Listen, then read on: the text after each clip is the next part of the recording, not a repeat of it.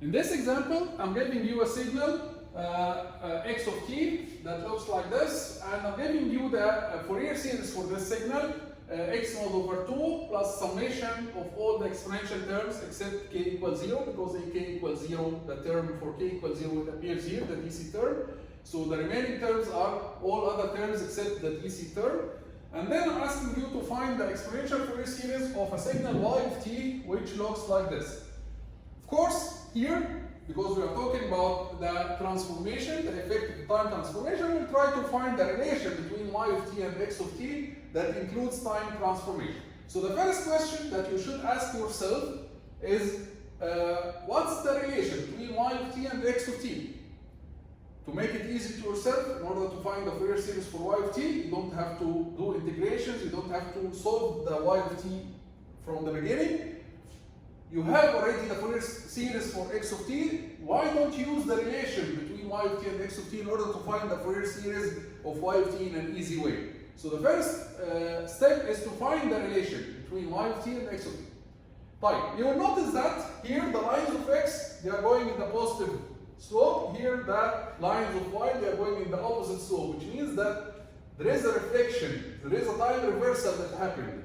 So the first thing you notice that you will need to do a time reversal. So x of minus t, if you plot x of minus t, they will look like this, right? Instead of a line going in this direction, it will be going in this direction. This is time reversed signal. So this is the time reversal, x of minus t. And then in order to reach from x of minus t to this shape, you need first to choose x node. You need to choose x node to be 5. Okay? So if you choose x node to be 5, this will be the signal x of minus t. And then you need to do a shift, right? You need to do a shift right by t node over 3. If you do a shift right by t node over 3, which means that you need to replace t. You need to replace t with t minus t node over 3, something like this. Okay, then you will get the signal that you want.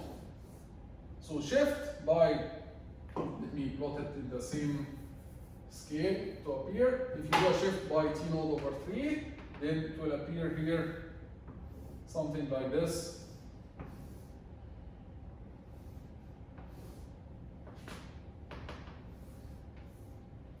Okay, so now we found the relation between y of t and x of t. So y of t equals x of negative t minus t node over 3. We have a time reversal and then we have a shift. Okay, so we have both cases. So we'll go in the same order. First, we did time reversal. We replace t with minus t. So the time reversal will make all the coefficients, the new coefficients will be the conjugate of the old coefficients, right? So first let's write x of t.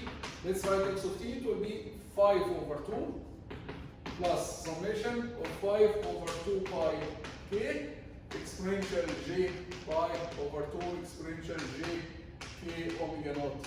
So c naught x, it was 5 over 2. C kx, it is 5 over 2 pi k exponential j pi over 2, right? These are the coefficients of the signal x. The first step is we did time reversal. When we do time reversal, the new coefficients, c naught mu, will be the conjugate of the old coefficient. But this is a real coefficient, so it will remain the same. While here, ck mu, it will be the conjugate of the old coefficient, which will be 5 over 2 pi k. And because it's a conjugate, we have to take negative the angle. So now, these are the coefficients of this step of the time reversal. After the time reversal, we replace t with t minus t node over 3. So we did a time shift, right? And when we replace t with t minus t naught over 3, what we do is we multiply the coefficients by exponential minus j k omega naught t naught, right? So t naught is the shift, which is t naught over 3 here. So we are going to multiply all the coefficients. C naught y, okay, this is y now, huh? This is y of t. C naught y, the coefficients of the end signal now will be the coefficient here, which is 5 over 2, multiplied by exponential minus j k omega naught minus j k, I will leave k empty, omega naught multiplied by the shift, which is t naught over 3. What is k here? For the DC term, what is k? K is 0. For the DC term, k is 0, right? So here it will be multiplied by exponential 0, which will lead to C naught y will be 5 over 2. What about all other terms? All other terms, cky will be equal to the coefficient in the previous step. This is the coefficient in the previous step, multiplied by exponential minus j k omega naught multiplied by the shift. And the shift here is t naught over 3, right? So the new coefficients will look like this. And omega naught t naught, don't forget that t naught is the period here. T naught is the period. And don't forget that omega naught t naught equals 2 pi, right? So we can replace omega naught to t naught by 2 pi.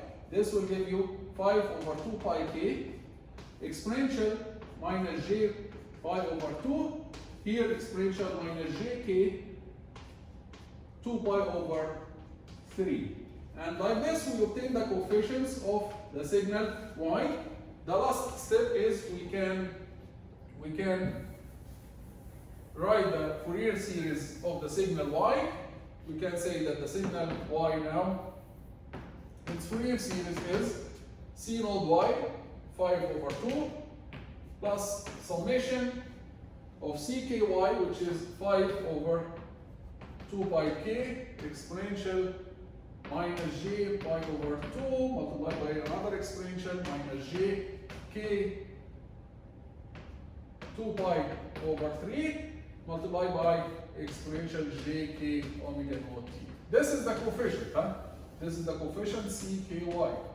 For k equals negative infinity to infinity and k is not 0. Because for k 0, this is the term. This is C0y. Okay? So now we wrote the Fourier series, the exponential Fourier series for the signal y. So in general, the rule is if you do time reversal, then the new coefficients will be equal to the old coefficients multiplied or conjugate, the old coefficients conjugate. If you do a time shift, then the new coefficients will be equal to the old coefficients multiplied by exponential negative j k omega naught multiplied by the shift. The shift that you will do. T naught here, it's not the period, it's the shift that happened in your signal. So T naught here, it's the shift in time. Okay, sure. Of course, we assume here that the shift happened to the right.